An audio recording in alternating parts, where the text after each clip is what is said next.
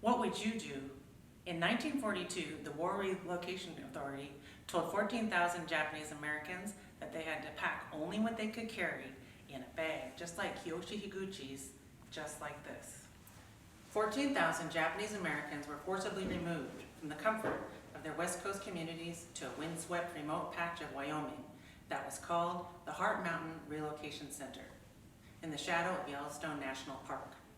President Roosevelt's wartime Executive Order 9066 helped create Wyoming's third largest city and paved the way for the forced removal of 120,000 Japanese Americans.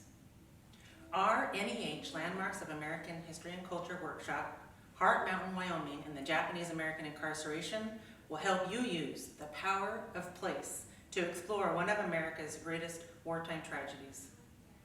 Some protested, some challenged through the courts, some prayed, some fought in one of America's most decorated military unit, and many simply said it can't be helped. Shikata ga nai. How can you engage your students in this history? Journey with us as we bring history alive by engaging the landscape, artifacts, historians, and survivors to explore the history of prejudice and this wartime incarceration.